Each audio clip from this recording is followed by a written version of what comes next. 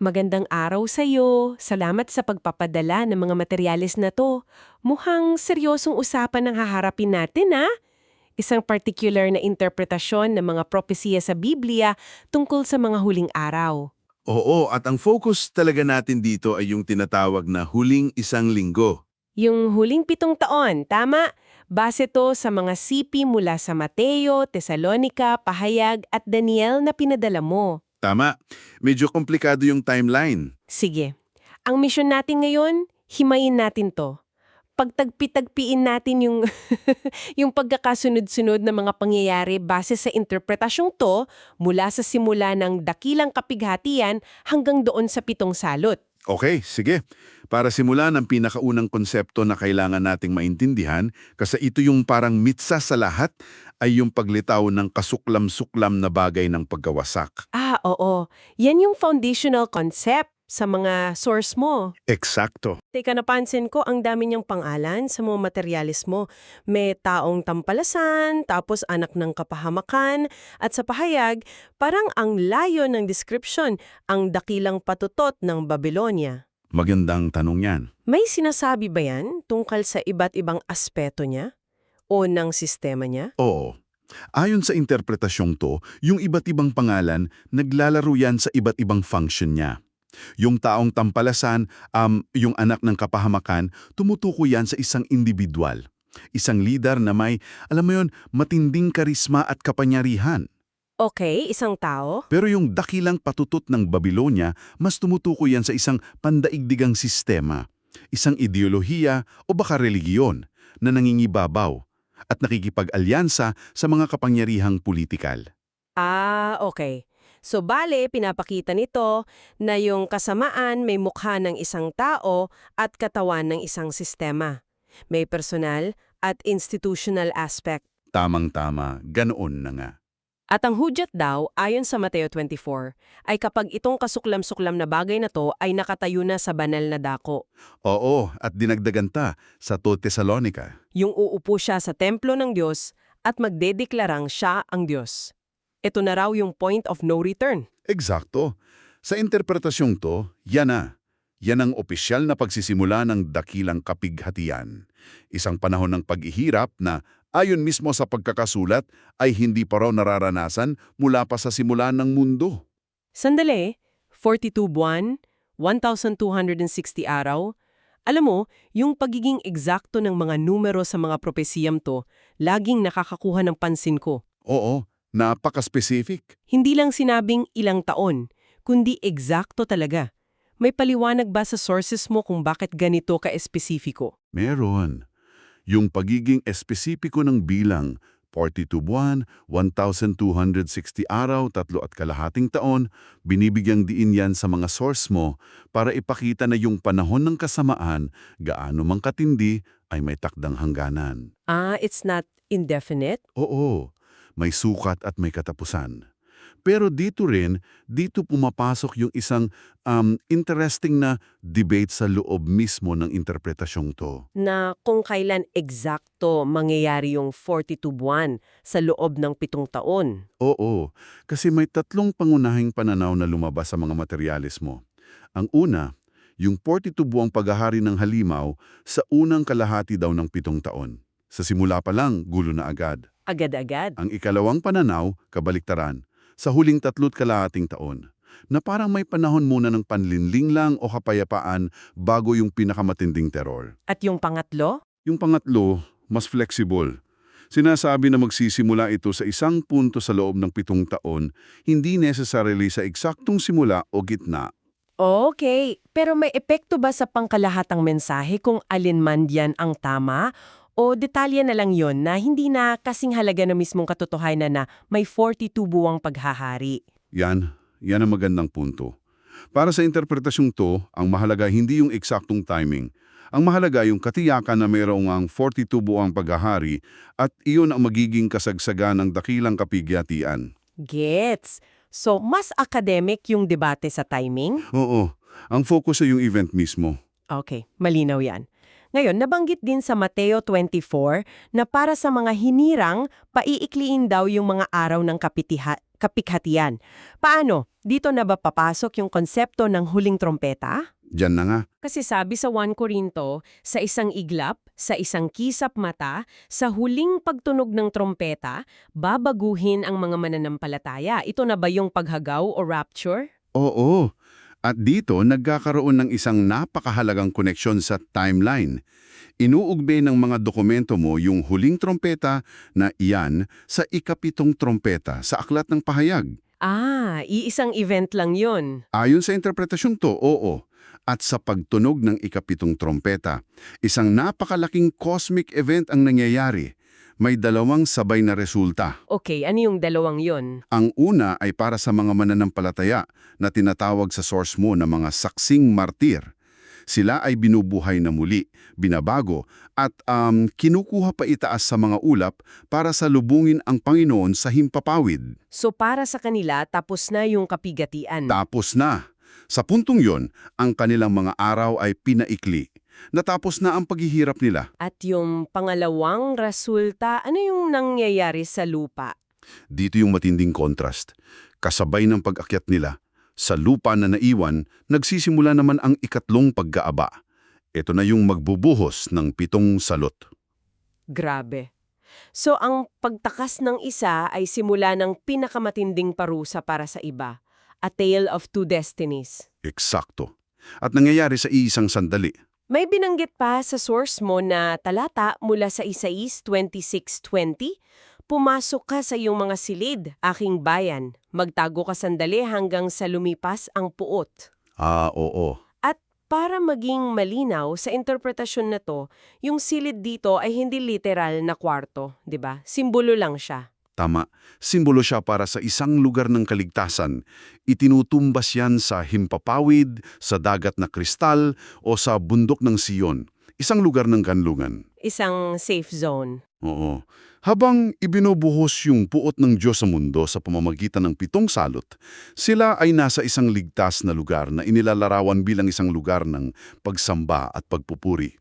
So habang nasa kanlungan ang mga hinirang, balik tayo sa lupa. Dito na, ayon sa sources mo, nagsisimula pa lang yung tunay na bangungot. Ano itong 7 salot? Ito yung final, rapid-fire sequence ng mga hatol at napaka-graphic ng mga description. Sige, isa-isahin natin. Ano yung una? Ang unang salot, masasakit at nakapanidiring sugat na tumutubo sa mga taong sumasamba sa halimaw. Isang pisikal na tanda ng katapatan nila. Agad-agad, pisikal na pagdudurusa. Oo. Ang ikalawa, ang buong dagat ay nagiging dugo.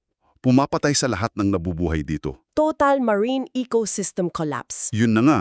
Tapos yung ikatlo, ganun din. Pero sa mga ilog at bukal naman, nagiging dugo ang lahat ng tubig tabang. Grabe! Unang 3 pa lang, parang total ecological collapse na. Ang pinag-uusapan, sugat sa tao, patay na dagat, wala nang mainom na tubig. At may sinasabi yan tungkol sa target ng puot. Ipinapakita nito na ang mga hatol ay hindi lang parusa sa tao, kundi pagwasak sa mismong sistema na sumusuporta sa buhay na taliwas sa Diyos. Yung mga bagay na inaasahan ng tao para mabuhay? Oo, tubig, pagkain mula sa dagat. Ginagawang instrumento ng paghatol. Ito ay isang uri ng cosmic justice ayon sa interpretasyon. Sinasabi na yung dugo ng mga martir na ipinadanak nila ay sinusuklian ng pagiging dugo ng kanilang inuming tubig. Makes sense within that framework. Anong kasunod, ika-4 at ika-5? Ang ika-4, binibigyan ng kapangyarihan ng araw na manunog ng mga tao.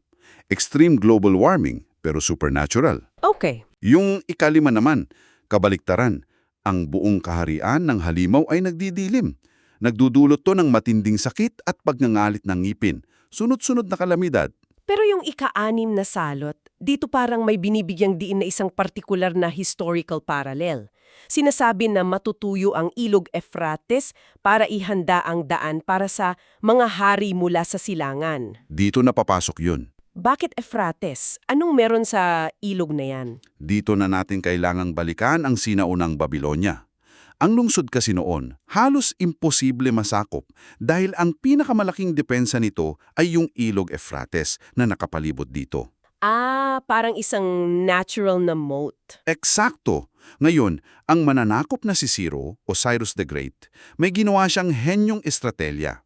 Inilihis na yung daloy ng ilog sa ibang kanal. Para bumaba yung tubig. Oo, bumaba yung level ng tubig.